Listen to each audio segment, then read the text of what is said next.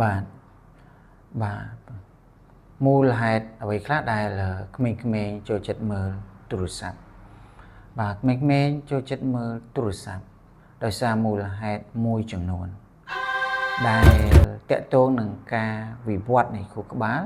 និងការរចនាកម្មវិធីទំនើបរបស់ទូរស័ព្ទនោះបើយើងមាន4ចំណុចដែលធ្វើឲ្យក្មេងៗចូលចិត្តមើលទូរស័ព្ទ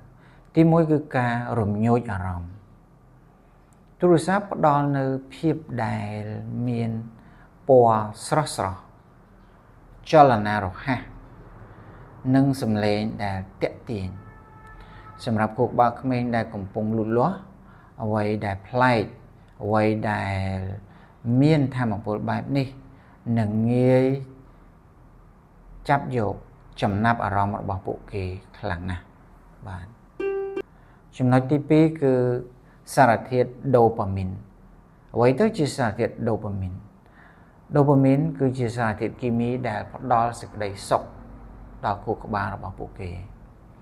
បាទនៅពេលដែលក្មេងៗមើលវីដេអូឬលេងហ្គេម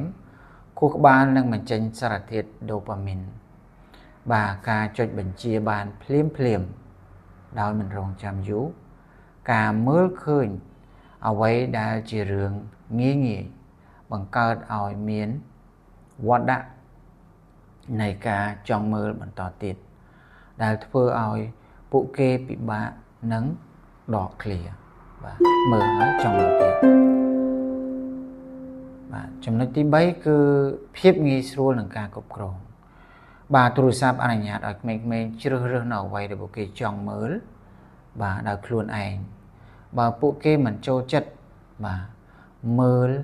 វីដេអូអ្វីមួយពួកគេគ្រាន់តែអូសរំលងទៅជាការស្រេចនោះវីដេអូបន្ទាប់នឹងចូលមកដល់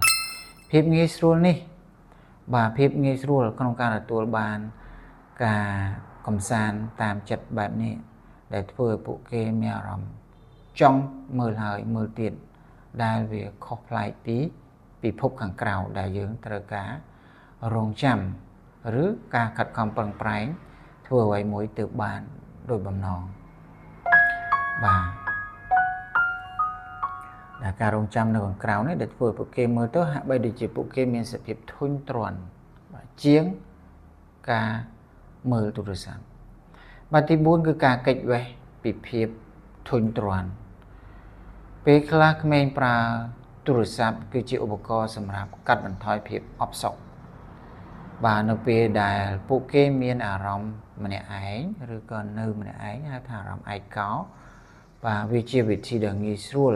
ក្នុងការបំពេញចន្លោះប្រហោងពេលដែលពួកគេគ្មានសកម្មភាពអ្វីដែលត្រូវធ្វើបាទជារួមមូលហេតុដែលក្មេងៗចូលចិត្តមើលទូរស័ព្ទគឺមកពីកត្តា4យ៉ាងទី1គឺការរំញោចអារម្មណ៍ជាមួយនឹងរូបភាពនិងសំឡេងប្លែកៗទី2គឺសារធាតុដូប៉ាមីនដែលជាសារធាតុភ្ញូចឲ្យគេមានអារម្មណ៍សប្បាយបាទទី3គឺភាពងាយស្រួលនឹងការគ្រប់គ្រងចង់បាននៅអ្វីពួកគេចង់ហើយទី4គឺការគេចចេញពីភាពអផ្សុកបាទន័យថាគេអាចធ្វើអ្វីមើលអ្វីចង់បានអ្វីតាមដែលគេចង់បានហើយមានភាពងាយស្រួលបាទសូមអរគុណ